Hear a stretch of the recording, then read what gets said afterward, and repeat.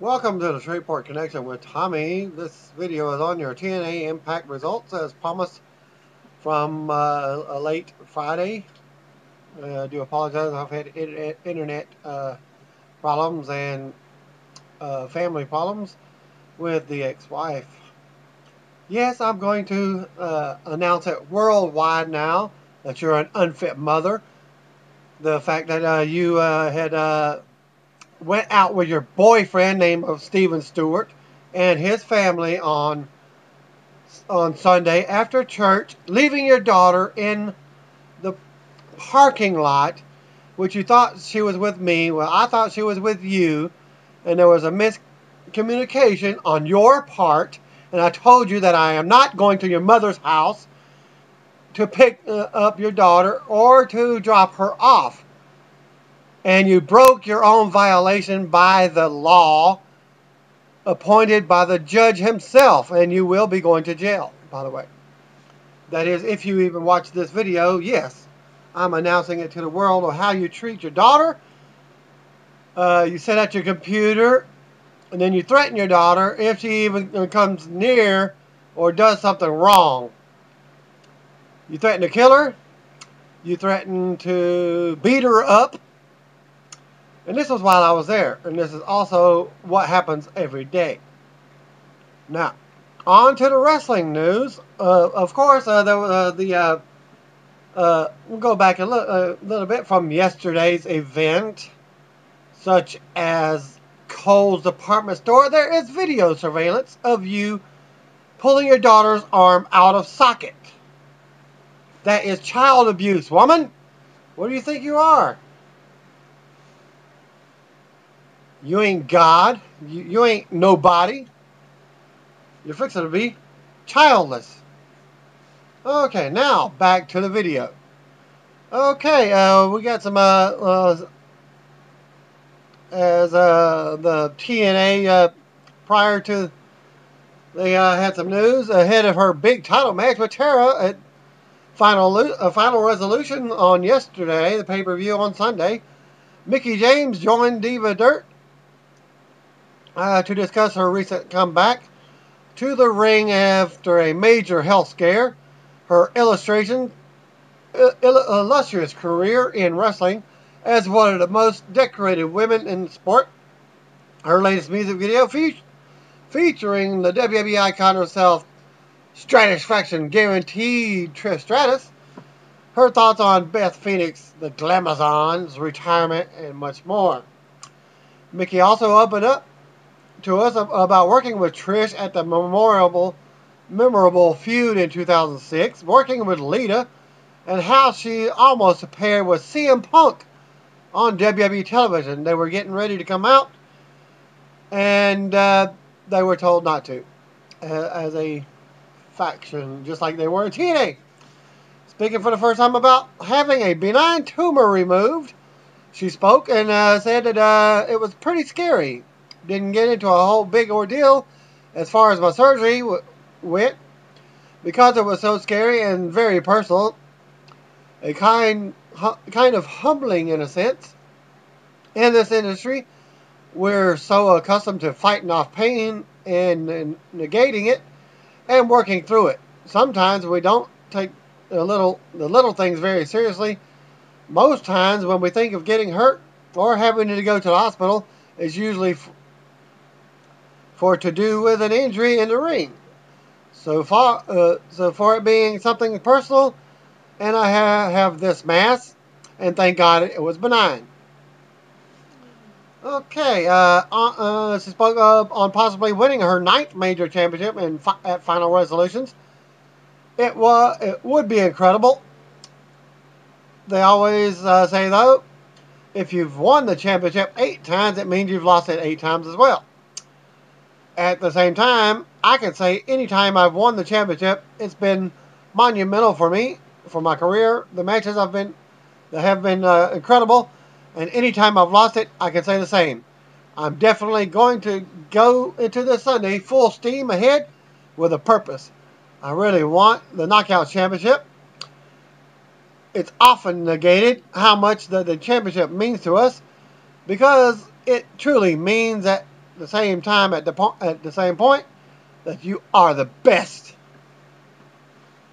And then she goes to comment, I know that Trish's record, no one will ever capture that. Winning the women's championship 7 times, especially how it's retired. But hats off to her. She's an incredible woman and athlete. And she goes on to comment on nearly being called up with CM Punk, as I was telling you earlier. And she comments, I was supposed to debut a few times before debuting as Trish's fan. And even debut with Punk on Sunday Night Heat. We came through the curtain, and they're like, we see you two don't. We don't see you together at all. No way, no how, whatsoever. And they pulled the match. It was supposed to be aired on Sunday Night Heat, and it never aired. And I was like, what happened? Were we awful? What do you mean we don't match?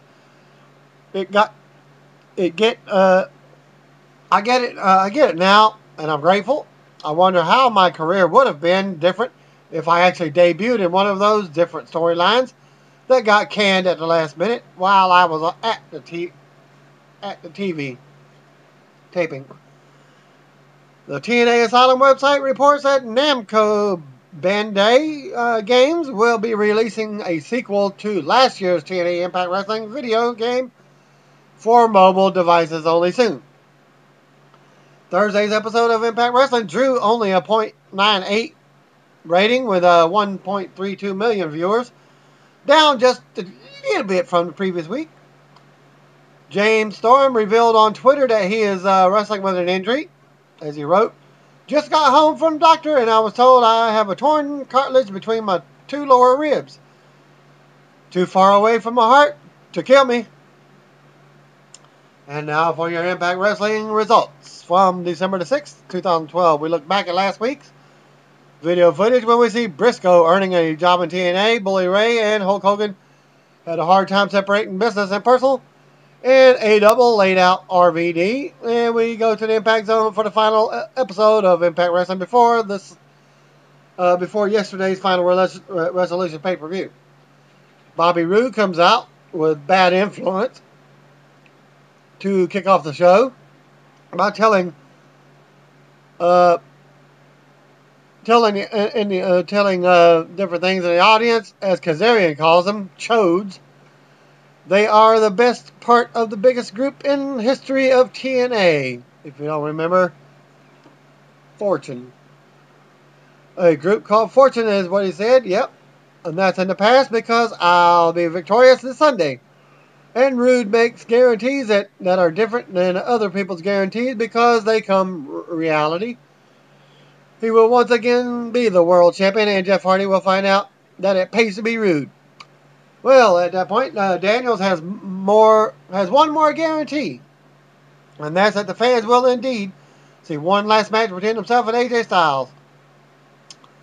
The winner will be called the best of all time, and the loser, well, he'll just be called AJ Styles. Daniels asked AJ to come out to the ring so they could talk one more time, face to face as friends. AJ comes out looking rather dubious about the situation, and he faces off with Daniels in the center of the ring. He says he knows what Daniels is going to say because he knows him better than he knows himself. Daniels has been called jealous of him since day one because AJ earned everything he's got in TNA, and they can forget all the deception because Daniels can't beat AJ on his best day. Daniels then says every time he's called AJ a loser, he's been right because AJ lost the Battle for Glory series, he lost the World Tag Team titles, and he lost the opportunity to even wrestle for the title for a year. AJ is a loser, and the thing that terrifies AJ worse is finding out in 3 days that he is, after all, just a loser. AJ then tells Daniels that he talks too much, and he goes after Daniels before getting jumped 3-on-1 by his former partners. Jeff Hardy and James Storm run down to make the save, and the evil Fortune heads to the back. And we get a look back at last week when A-Double said RVD looked like Brooke Hogan because he was flat on his back leading to a run-in by Bully Ray and Hulk Hogan coming out to make very angry faces. And we go backstage to Aries, who says he's pushing Hogan's buttons by setting him up to fail as world champion. He wants Bully Ray this weekend at the pay-per-view, and he won't stop pushing Hogan's buttons until he does get the match. Well, first up is their TV title match. Yeah, Samoa Joe versus Aces and Eights member Devon. Reverend Devon. Well, this is interesting. Devon challenges for the title. He never lost. Samoa Joe looks like his shorts are being held up with duct tape. Devon's wearing his entire Aces and Eights gear, complete with a leather jacket. Joe connects with a series of jabs. Devon goes to the eyes, but Joe whips Devon into the corner, charges him with an avalanche elbow and a leaping enziguri. Joe with a snapmare and a chop to the back, kick to the chest, knee drop combo. Joe charges, but Devon pulls the top rope, and Joe sails out to the floor. Devon quickly goes out and brings Joe back in, but barely gets a 1 count off of a pinfall attempt. Joe tries to mount some offense, but Devon drills him with a flying back elbow and covers for a 2. Devon with a charging splash in the corner and a diving headbutt off the ropes for a 2 count. Devon goes for a second headbutt off the second rope, but Joe rolled out of the way and the momentum immediately shifted. Joe dodges a series of wild swings for Devon and gives him a Manhattan drop and a running boot. Followed by a running senton for a 2. Devon charges Joe in the corner and gets hit with a ST Joe.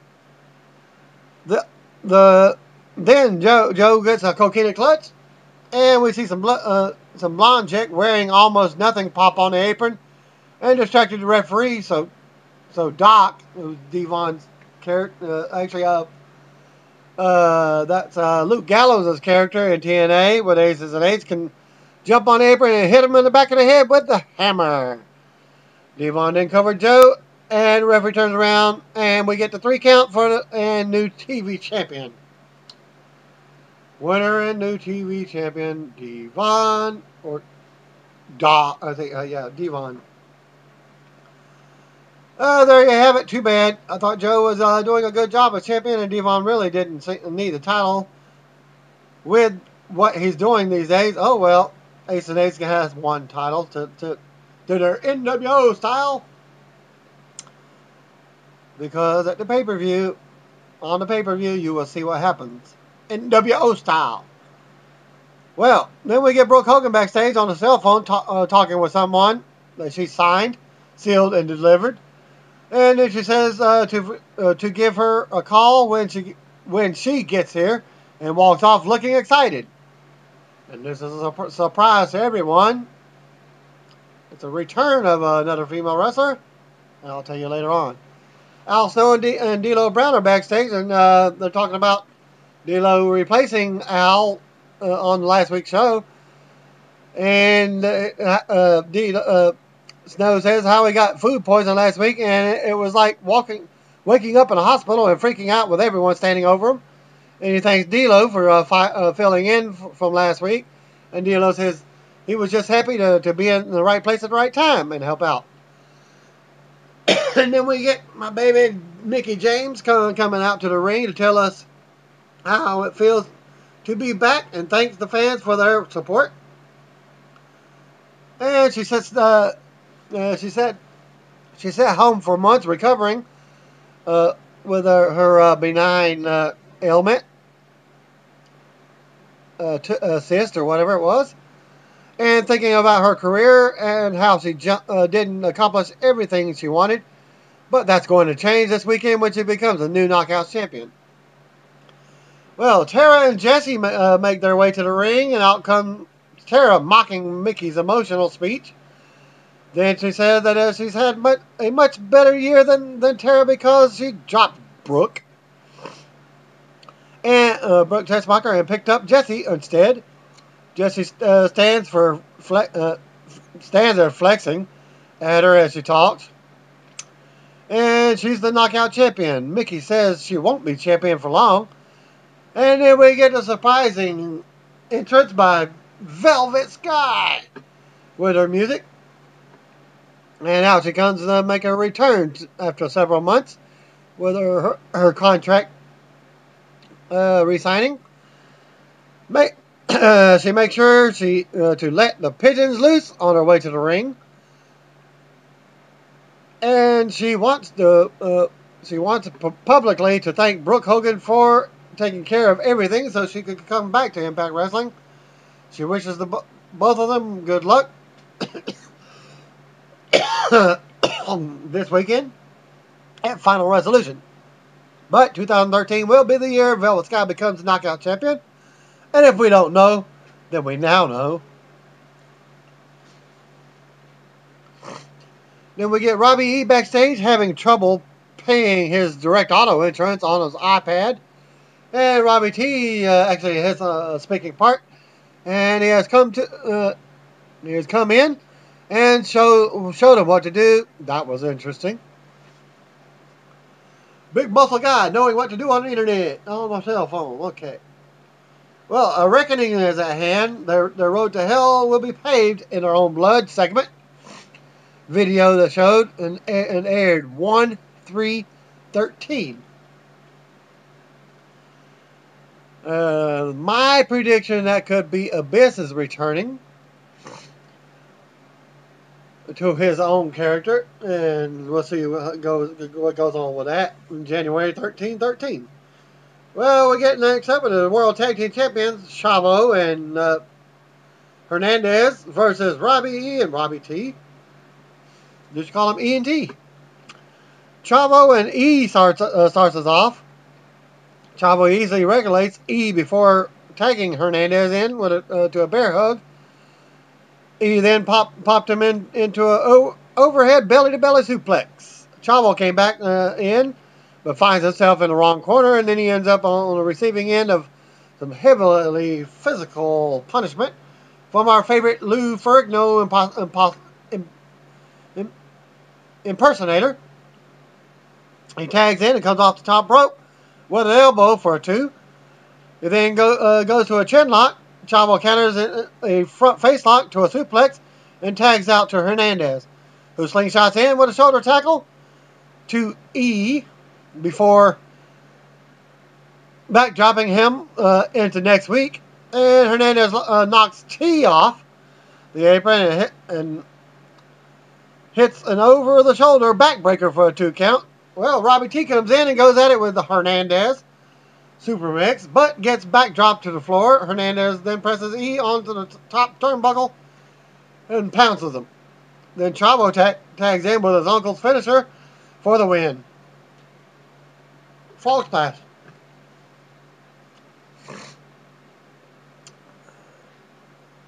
The champions barely have time to celebrate before Joey Ryan comes down to the ramp telling them that they have 3 days before he and Matt Morgan win those titles. Morgan comes out of the crowd while Joey has them distracted and takes them both out with a double clothesline. Ryan says that that's what happens when you're dealing with the big Morgan and big Organ. We go to Aces and Eights locker room where they're celebrating with Devon's win with some beer and some babes.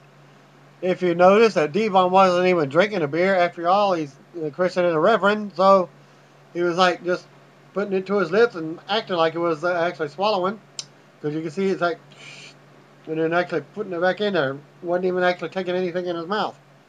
Great acting job. But I seen it. Wasn't no alcohol going in your body. Great way to sell it, though. Anyways, back to the events.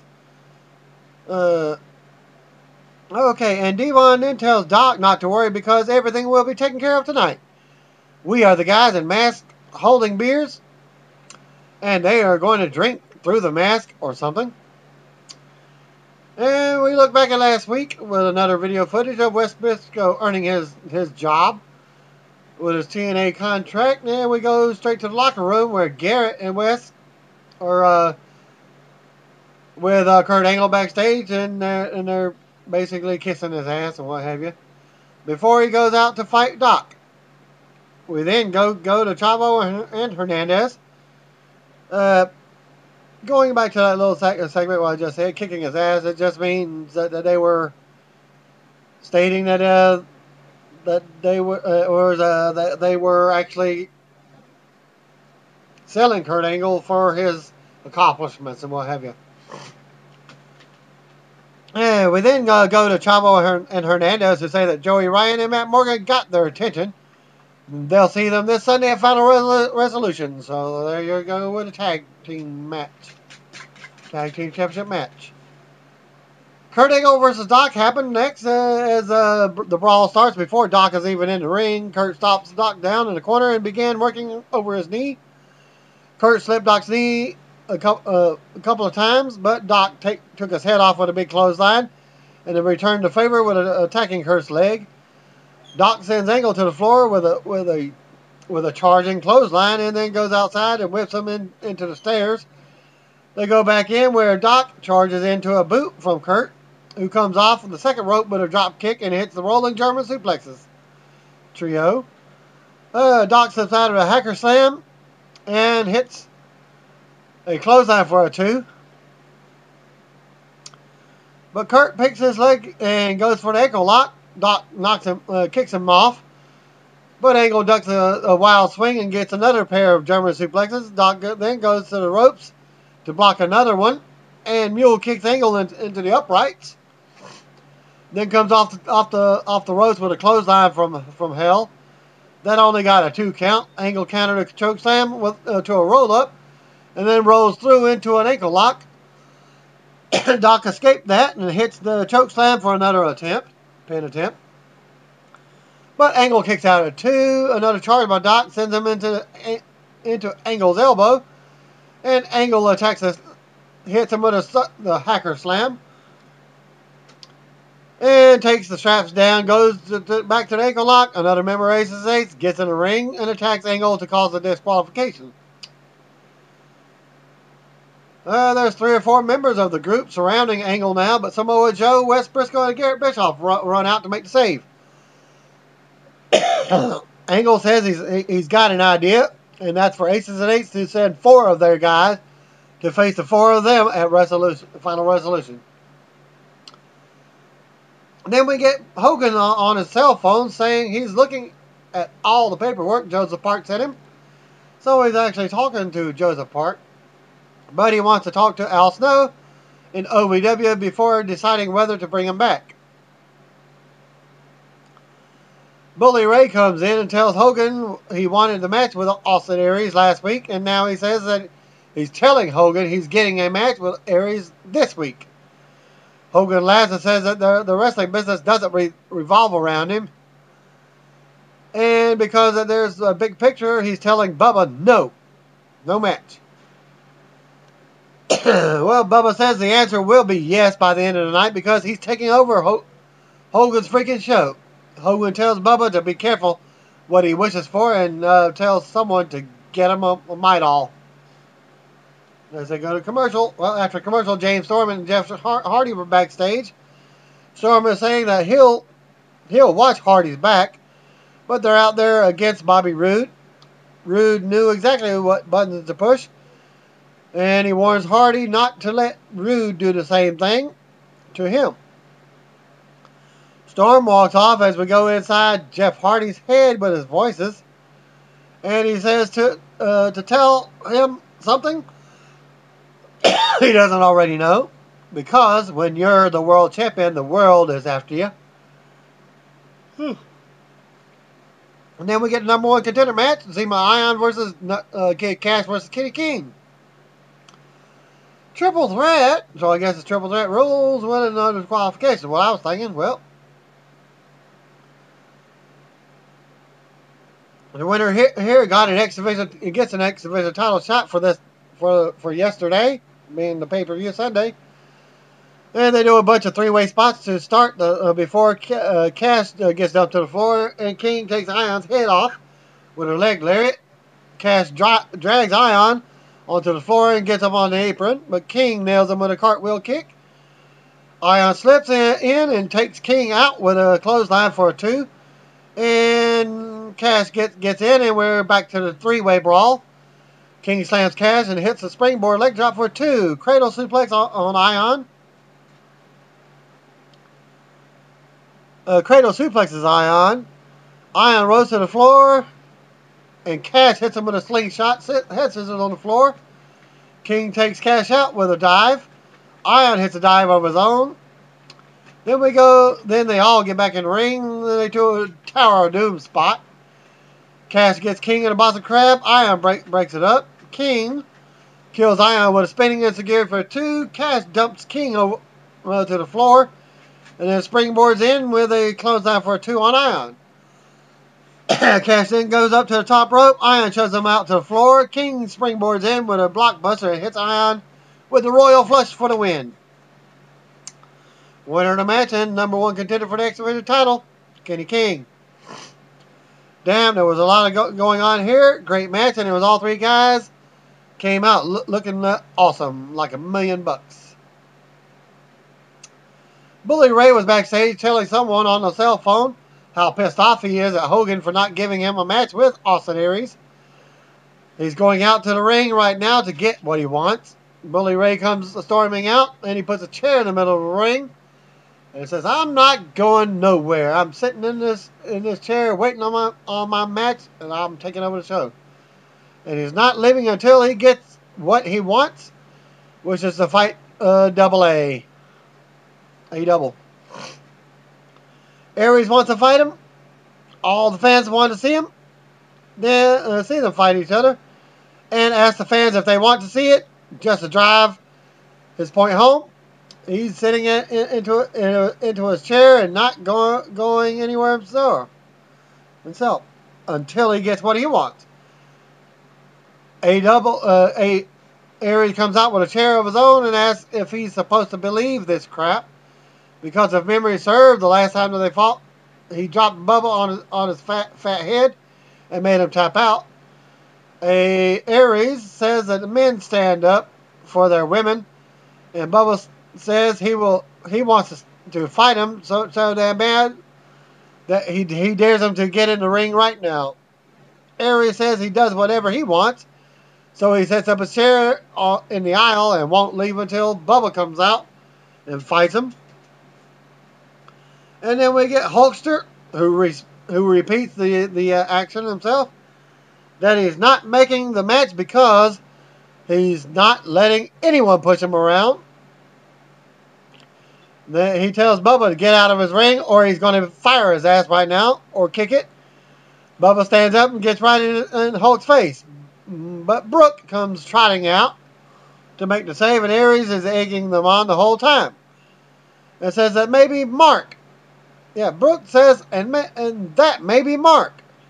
Maybe Bully Ray is right and is becoming too personal. Hulk asks if she called him Mark, then says that since everyone wants it, Bubba and Hogan still look angry. Okay, missed the line here.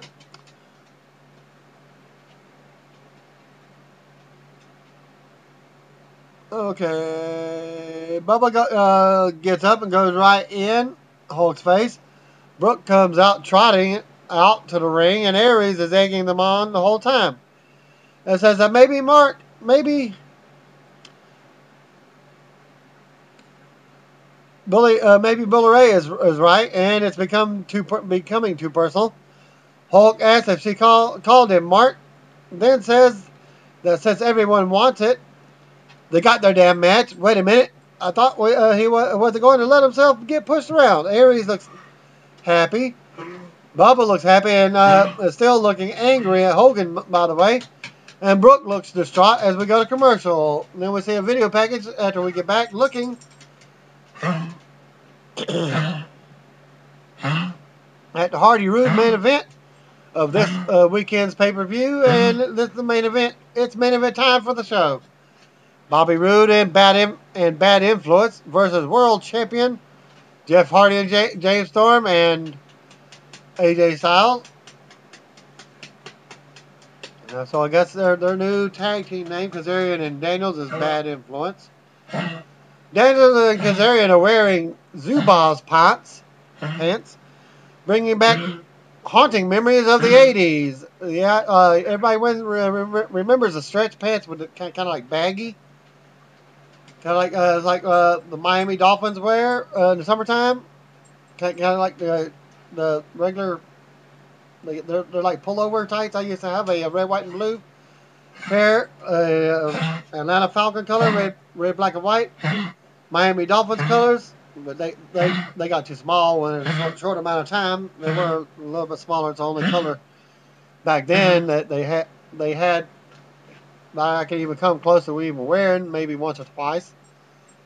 And I no longer had them after 2 years. I used to bowl in them when I was on the amateur tour. Whatever, because they were comfortable and very, very comfortable to bowl in. Well, okay, back to the Zubaz pants, as I just described. They had like a leopard print, red and black color is what I had, and also the Miami Dolphins green and orange color. Well, Storm and Kazarian start us off for some action, and Storm comes in and cleans house, hitting a fast press and a pair of running forearms. AJ is arguing with Hardy, and they almost miss a tag from Storm. And Storm and AJ argue as Hardy winds up in the wrong part of town. Hardy regains control by nailing Daniels with an inverted insecurity, and then tags out to AJ. Daniels runs for his life and tags out to Kazarian, but AJ catches him with a flying head scissors and tags Hardy back in to Poetry in Motion in the corner. Hardy then covers for a 2 count only as they go to commercial. Back for the commercial, Hardy's in trouble as Kazarian has him in a straitjacket hold. Hardy tries to get away, but winds up on the receiving end of a triple team by the good part of fortune. Daniels and Kazarian tease the the Gangnam dance, but then they don't deliver. Rude unloads on Hardy with Hardy right hands and gets a vertical suplex for 2. Bad Influence hits Hart and stomps on Hardy's chest, grinding his boot in for another good measure.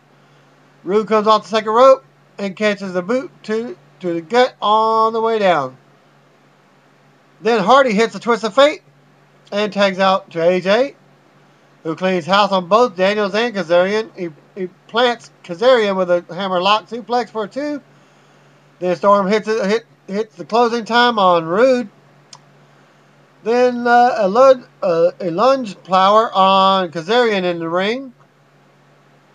Hitting a death drop DDT combo on both men. AJ goes for a springboard move and Daniels shakes the ropes. Storm comes in and makes a save. And he and AJ get into an argument as Hardy tags himself in and hits a twist of fate on Kazarian for the win. But the winner of the match, Jeff Hardy, AJ Styles, and Jay Storm. Storm and AJ headed to the back after the match as Aces and Eight. No, they were still in the ring when Aces and Eights came out of the crowd and kicked the crap out of Hardy. Also, Storm finally comes running back out and chases them off as Rude standing smiling and applauding at the top of the ramp as we learn that they were paid. He paid Aces and Eights because he did and Aces and Eights attack Hardy. As the show ended. Thanks for viewing the Impact results. Stay tuned for pay-per-view results. Thanks again. Peace out.